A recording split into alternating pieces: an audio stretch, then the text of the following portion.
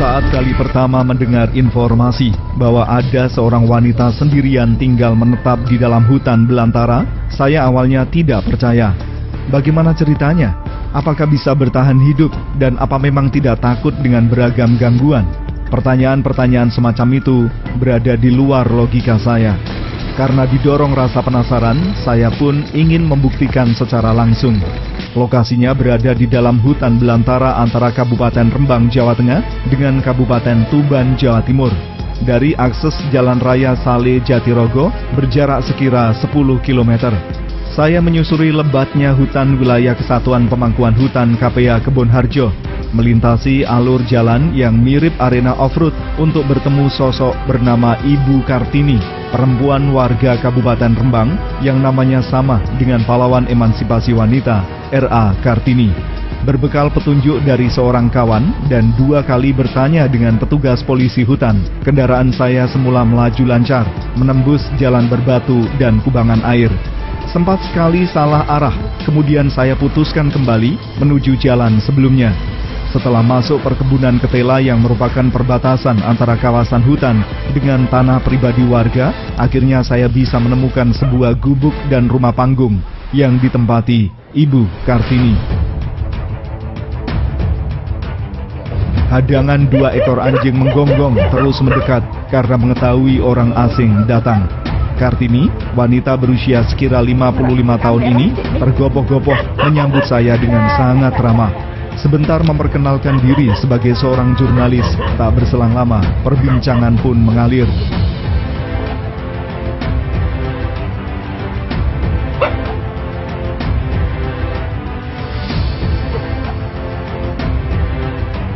Pertanyaan pertama yang saya lontarkan, bagaimana awal mula memilih tinggal menetap di hutan seorang diri? Kartini mengisahkan sejak kecil sudah tersisih dari keluarga, sehingga dibesarkan oleh neneknya yang hidup miskin. Setelah berkeluarga dan memiliki 3 orang anak, suaminya meninggal dunia. Ia rela menjadi TKW di Malaysia untuk menyambung hidup dan menyiapkan masa depan bagi buah hatinya. Kala itu, ketiga anaknya diasuh oleh nenek mereka. Saat bekerja di Malaysia, Kartini mengalami kecelakaan lalu lintas hingga menderita luka parah pada bagian kepala. Alhamdulillah, masih selamat. Sepulang dari Malaysia ke kampung halaman, cobaan berat masih saja datang silih berganti, termasuk saat ditawari tanah tengah hutan oleh seseorang yang konon dikenal sangat angker. Dibilang bahwa daerah sekitarnya kelak akan menjadi proyek tanaman tebu pemerintah, sehingga diprediksi bakalan rame. Ia tertarik membeli seharga 16 juta rupiah dengan luas 1 hektar lebih, masih dalam bentuk rimbunan semak belukar. Setelah dibersihkan, Kartini mencoba bertani di lahan yang ternyata sangat subur. Mulai tanaman cabai, ketela, rambutan, jeruk, semua cocok. Kali pertama, Kartini mendirikan gubuk kecil, kemudian atas bantuan petugas perhutani KPA Kebonharjo bisa menambah dengan rumah panggung untuk tempat tidur. Setelah memutuskan menetap di lokasi itu, Kartini justru mampu bangkit dari keterpurukan masa lalunya yang menyedihkan. 10 tahun lebih berjalan, lahan di sekitar gubuknya tidak banyak berubah. Jadilah ia satu-satunya yang menetap di tengah hutan sampai sekarang.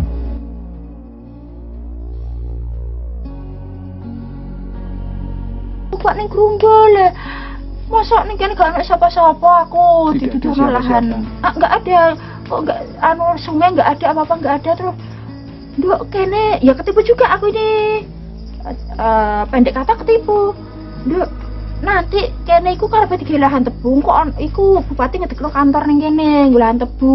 Iku ana kantor ana pekerja kan ana kantoran ning kene ngedekno intine perumahan nggo pekerja-pekerja. Sampe rame kene. Lah itu saya semangat terus oh iya di sini kan jauh saudara sama saudara aku bisa. Kondisinya waktu itu gimana Bu? Tengah. Wih, gerumbul banget ini nggak seperti ini. Kondisinya pohon jati. Gerumbul lah, jati sudah habis dijarah orang pokoknya. Itu pohon duri apa? Ri panjang, serut, pokoknya duri-duri semua. Ri rambut, ri bandil. Wah, nggak kebayang hidup. Nggak, bener waktu itu saya makanya mungkinkah saya hidup di sini untuk babat ini aja. Nggak mungkin tenagaku, harus tenaga lelaki. Apa saya tak bayari saya gini terus. Pas itu menjelang akhir dari saya penggarap sawah itu kebetulan hasilnya bagus. Terus uang itu waktu itu saya punya sekitar kurang lebih 10 juta. Terus saya pakai biaya babat di sini. Pembersihan. Iya, pembersihan lahan itu tiga lelaki itu orang bongket itu enggak. Ini tunggak banyak karena ini pemotongan orang babat tadi. Sangat lebat itu. Orang truk waktu penjarahan hutan, Gus Dur, ini itu ceritanya Pak Mantri yang dulu, yang sudah pensiun sekarang. Dipakai sembunyi maling-maling tuh truk itu standby-nya di sini, 4 truk tuh nggak kelihatan. Terus bangun rumah ini gimana Bu ceritanya? Nah, dulu gubuk kecil, waktu ada orang babat, saya itu beli dolok-dolok dari orang tani di sana. Saya minta tolong orang pekerja-pekerja, nek tolong ya dekno cagak. Belum ada payen, belum apa, alang-alang saya pakai penutupnya semalang. Ini bekasnya masih ada nih. Dulu ilalang semua. Kecil ini, saya pakai tidur ini, dapur ini, naruh barang-barang ya berantakan. Orang kita tani ya butuh alat. Sedang tempat nggak ada ya, gedeknya itu ya belum ada waktu itu. Terpal itu saya ngarit itu kan biasa ngarit di sini tuh gini ngomong sama ya saya denger ternyata sendiri. Ada lagi uangnya ngarah kuat suwe. Dhisik setiap digarap uang kan orang nanti setahun uang dimati gitu. Dan terus di sini meninggal. Iya, waktu itu memang di situ tuh ada intinya kerajaan hantu itu ada iblis. Memang kita mau percaya nggak percaya memang ada. Dikenal angker sini. Iya, benar di pojok sana, pojok lahan itu. Nah, dulu ada jurangnya. Saya kan udah urut. Saya gini denger kata-kata itu gini. Orang kerja juga ngomong gitu. Akan besar. Gini bukan takut gini, bersyukurlah andai kalian ada iblis yang bisa ambil nyawa manusia daripada saya hidup tapi misalnya nggak bisa selamatkan hidup anak saya lebih baik saya mati. Saya jadi semangat di sini karena ya itu kalau saya bisa mati tanpa bunuh diri kan bagus, kalau bunuh diri kan menambah dosa kan. Semula 3 anaknya juga ikut tinggal di tengah hutan. Seiring bergulirnya waktu, anak pertama laki-laki lulus SMK bekerja di Jakarta, sedangkan anak kedua dan ketiga perempuan berhasil lulus sarjana juga bekerja di luar daerah. Mereka adalah anak-anak yang sangat sayang dengan ibundanya. Sudah berulang kali mengajak Ibu Kartini untuk pindah, namun ditolak. Jangankan pindah, diajak jalan-jalan ke kota saja, Kartini merasa enggan. Kartini mengaku sudah kadung cinta dengan tempat tinggalnya sekarang yang memberikan kedamaian dan ketenangan batin. Hal itu menurutnya sulit tergantikan.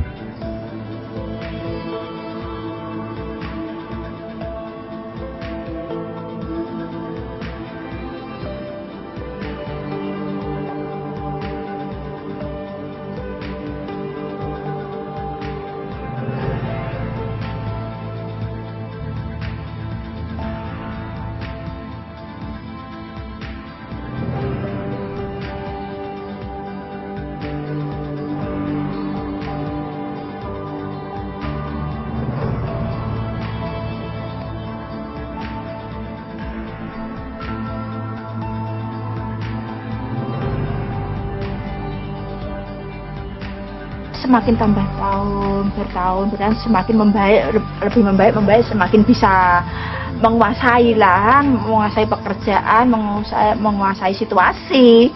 Ibu rencana tetap akan tinggal di sini?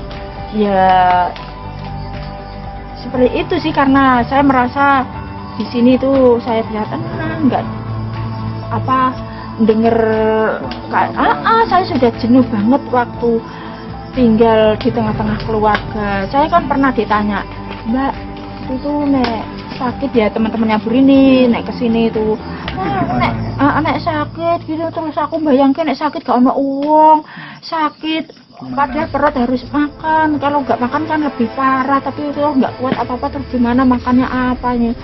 Sekarang kalau di sini saya sendiri takut sakit, nggak ada yang saya makan, nggak ada yang nolong, itu keadaan di sini karena sendiri ya. Sejak ke kota jalan-jalan itu termasuk tantangan.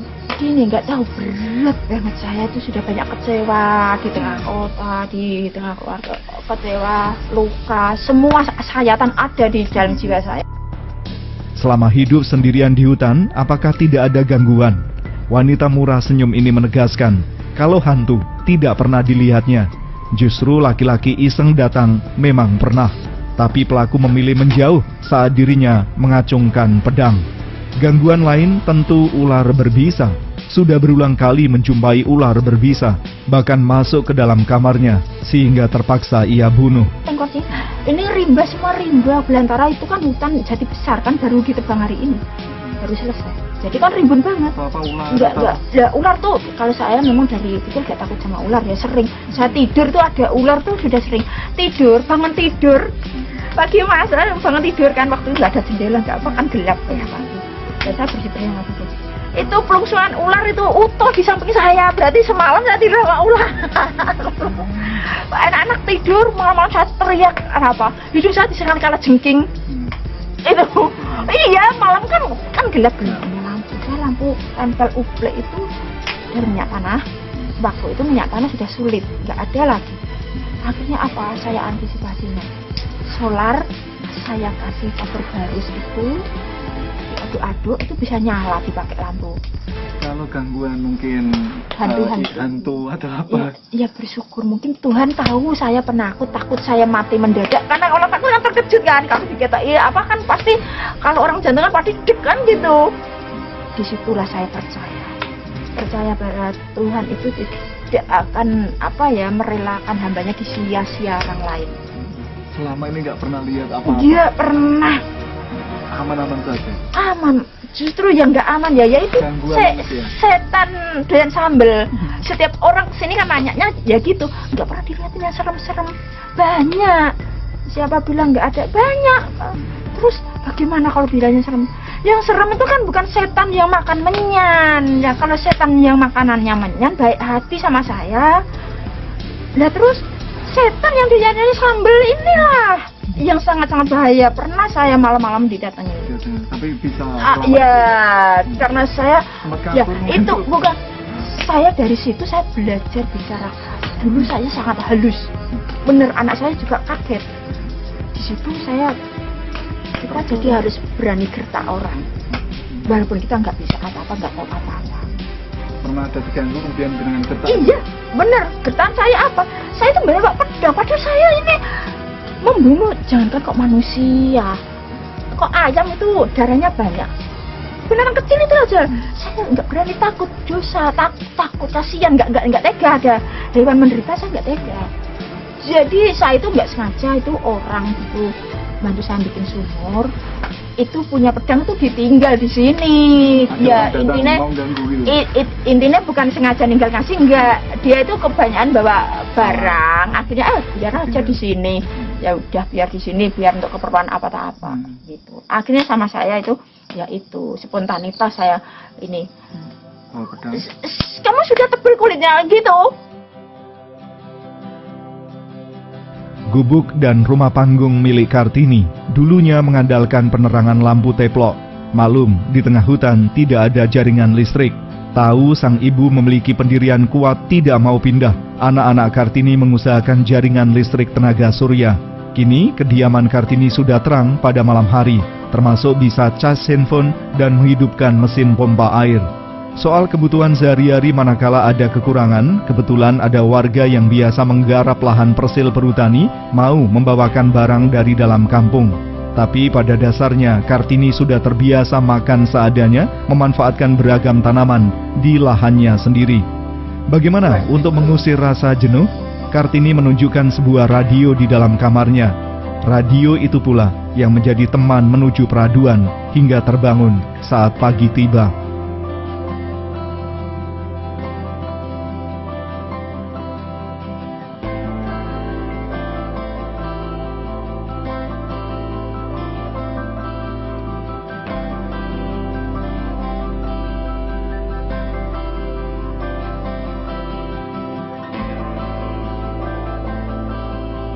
Kartini menambahkan saat lebaran menjadi momen yang paling menyenangkan karena anak dan cucunya semua berkumpul di gubuknya.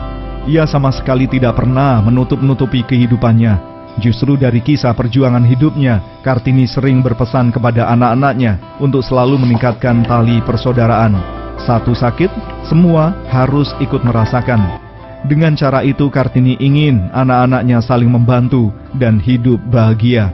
Kalau harapan saya itu ya tetap Pada di awal saya amanatkan ke anak, mereka tetap terus membentuk lingkaran, terus saling membantu satu sama lain, jangan sampai terpecah walau sudah masa akhir di akhir hidup. Jangan Arti sampai hidup itu ibu sendiri jadi saling membantu, Bantu. saling, jangan sampai kalian terlepas, itu harapanku. Jadi aku nggak pengen minta kalian balas jasa orang tua, harus dikasih barang-barang mahal, disenengke, dibangun kayak ngene ngono, tidak. Tapi aku lebih bahagia kalian rukun terus bergandeng tangan.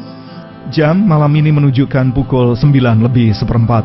Saya pamitan pulang dengan rasa tidak tega menggelayuti karena harus meninggalkan Ibu Kartini sendirian berteman kegelapan malam. Ya sudahlah, saya langkahkan kaki menuju tempat parkir kendaraan.